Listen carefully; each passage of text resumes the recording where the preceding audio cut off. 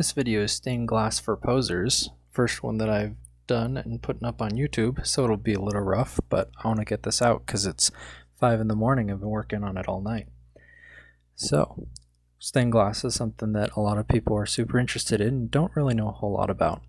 There's a lot of the design process that I'm going to be skipping because a lot of people just start with designs they start with.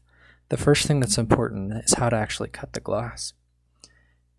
And you have this little diamond nibbed roller on the end of a pencil-like device that's filled with oil just to help it run a little faster.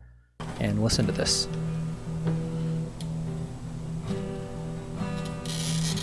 If you hear that little zipping noise, that zipping noise is actually it scoring the glass or making a slight little indentation on the top of it. It doesn't go all the way through. It just makes a slight score, I guess it's called, where you can break the glass. And it's kind of cool because you can break the glass with your bare hands even, and it'll just follow the path of least resistance.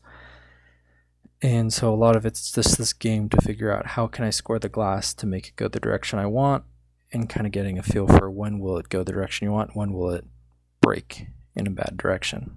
So after you've had all the pieces cut, they're not exactly the correct size. So that's when you have to use a grinder. Even if you cut the piece correctly, you want to still grind it down just so it's not sharp. There's a fun stained glass phrase that like it's not yours until you've bled on it, because that just kind of happens when you're working with sharp glass all day. And this is the first part in the process. Again, I said we skipped a lot of the design. You have to cut out the paper and paste it on them with rubber cement so you know where to cut.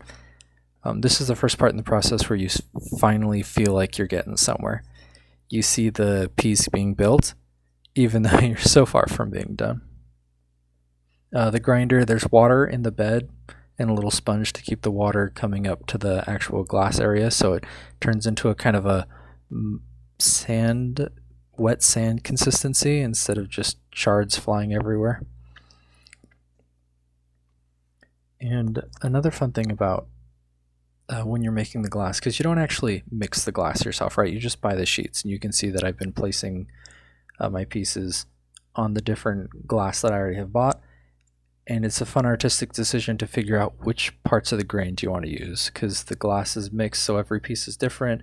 Every piece has different patterns, different designs, so that's pretty exciting. The type of glass I do is called copper foil. There's two different kinds. There's leaded glass and copper foil glass. Lead is the super ancient version that's been around forever. Copper foil is in the last 200 years or so. And you have this tape that's adhesive on one side, copper on the other. And you have to just wrap every single piece in it. And that's so that the solder can adhere it together. In the other version, you have these large lead pieces that have channels on either side the glass will fit into, so they can move around a little bit. They don't have to be as accurate. But, okay, we're going.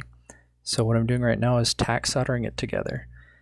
Just putting little beads of molten solder just to keep it together so I can start soldering the whole thing together. This is called beading, and I'm doing it really slowly, even though it's on crazy high speeds. And you have to have the perfect speeds so that you can get evenly coated around everywhere, but not too slow that it all just melts through and will actually go through the cracks and pool at the bottom. Fun fact, you can kind of see on the other side, yeah, there's a little pooling, and you have to fix that and kind of go back and forth and just make sure you don't get it too hot in one spot.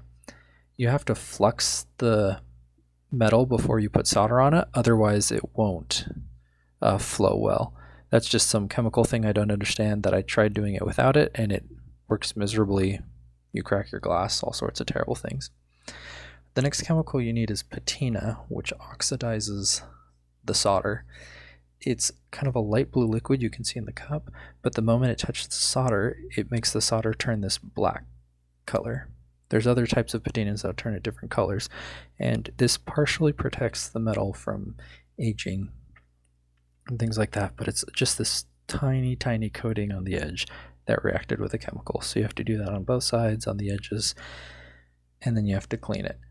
There's so much more cleaning into stained glass than I ever would have thought. After most steps, you get this oily, greasy, metal flaked grime just between everywhere. So this cool white stuff you just saw is polish. It's the last step where you will add a protective color, just, and you have to buff it out like ours. You don't want to wipe it all the way off, just buff it a little bit, and then again clean it again, and you're pretty much done. You can pack up, and this is what it looks like at the very end with my design and the piece at the end.